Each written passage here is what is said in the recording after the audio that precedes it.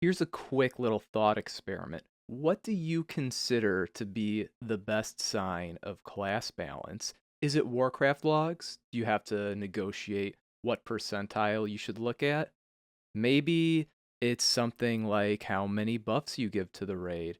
Perhaps it has to do with if you're a tank, a healer, or a DPS. Should every class be able to be a hybrid? So many things that are hard to really quantify and make a decision about what really matters. But this is what I think matters for most people. You're an average player. You pug or play with a group that has to pug people. And your raid leader has opinions about the game based on their own personal experiences and also propaganda they get off YouTube from people like me. And then they hit LFG with a macro looking for more something. I believe the contents of these macros, what they're looking for, what they'll accept, and who they'll let into the raid without any previous experience is really what defines class balance for the majority of players. And I don't have data on this, although I'm going to get some in the future. But if you go check what people are looking for in LFG, it's very different than what you're going to see the class DPS breakdowns are. Surprisingly, although hunters and warriors do a lot of DPS, do you really see people looking for them? What about rogues? I mean, rogues just kind of sucks. Of course, you don't see people looking for them. You see people checking out feral druids, anyone who heals and has a pulse. Maybe a paladin tank, although not usually, because quite often people don't pug tanks. Usually they have one in their group, otherwise, it's kind of a bad sign.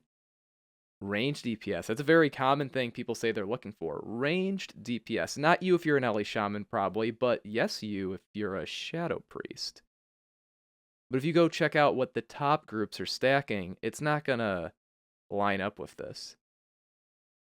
I really wish that what Blizzard would do is set up a network of bots on all the servers, make a bot that has every class and spec, so one for each, and then what they do is these bots go reach out to players and they just simply say invite when someone posts a message. So they just detect you put LFM Sunken Temple in a message, they say invite, and they see if you get a response and they log that response, or if you just literally get an invite and they log like yes, no, got an invite within a certain amount of time of the message. And this, I think, would be a really good way to quantify class balance. And this is a guess, but if you did this, you'd notice that playing a melee DPS for the average person fucking sucks, okay? And that if you have a mana bar, it's gonna be way less cringe on average. Interesting.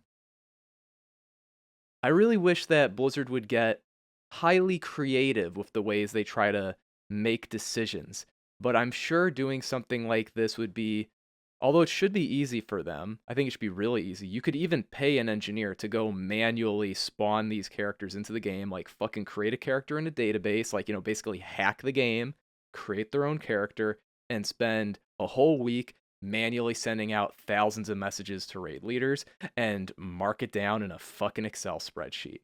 And this would be, in my opinion, a very good way to quantify what the average person's experience is going to be like in WoW.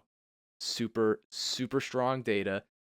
What do other players value in raid? What are they willing to take to raid?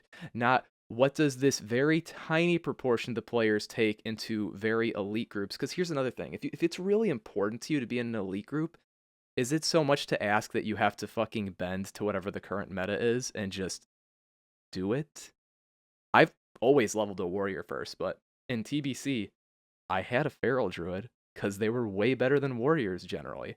And I had a pally and a death knight in wrath. And I wasn't super stoked that my classes that I prefer sucked in TBC a lot of the time, not always, and uniformly sucked in wrath. But I wanted to play at a high level, and so I just fucking put up with it and swapped. But what sucks with Season of Discovery is you don't really know what to expect, and the devs can just totally change things on you at any given time. So I think trying to find out how many people want to play something and how many people want to play with each role and spec and class. If you balance those, that's really going to make the game feel balanced for people. If maybe this is how that would play out. Let's say that warriors do an unfair amount of damage in some bracket. Probably, if they made them stronger on the lower end, they would get into raids a little easier than ranged DPS. Maybe that would be unfair. But I think it would be a little unfair if everybody had a pretty evenly hard amount of time getting into raid groups. It would be just a little. Because when you're talking about people at the bottom, it's like, can they clear shit? Can they form their groups quickly? That's super correlated with my idea of balance, the idea that people, on average, can get into groups quickly, that they can play the game and dodge all the parts they don't like. And at the high level, what the hell is balance at the high level? People are always going to class stack. They're always going to do what's super meta. It's kind of not as important, in my opinion, the way you have balance set up for the elite players. I know a lot of you guys who watch this, like, you probably consider yourselves to be pretty elite, and you get a lot of 99s. I would think that if you were told ahead of time how Blizzard was going to try to balance things, and if you felt like you could predict what the meta would look like in the future, and then you'd be able to act on it, you wouldn't be upset almost no matter what they picked. The real issue here is people get dug in and invested into a class, and then changes are made, and you feel like your time was wasted. Like, they just trifled with your efforts. And that's silly. They shouldn't do that. Blizzard should call their shots on what they're trying to drive the meta towards. They shouldn't tell us things that are obviously not true, like we're going to be making changes and trying to make everything have a place in raid. I don't think you can, Blizzard. There's like 50 fucking classes and specs. You're going to make that all make sense? I mean, hell, you wanted to like double the amount of tank specs? It doesn't make any sense. Do you know how hard it is to find a main tank spot in a raid? Do you know how few people really want to be an off tank and have their role be to like do with the shittiest mechanics and never parse? It doesn't work out a lot. But they're nice platitudes, in my opinion, to deceive players of all skill levels. I hope that in the future what we find is that no matter what you pick, proportional to how many other people pick your spec, that's how many spots there are. So in the case of rating at level 60 in Classic in 2019, most guilds actually wanted more warriors than they were able to get their hands on.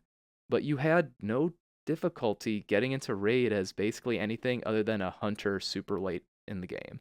Like, hey, sorry, people don't want 600s in Nax, okay? But literally every other class spec that wasn't considered a meme spec, you had a pretty easy time getting into a raid group as long as you met very basic requirements like getting your buffs and consumes and having enchants.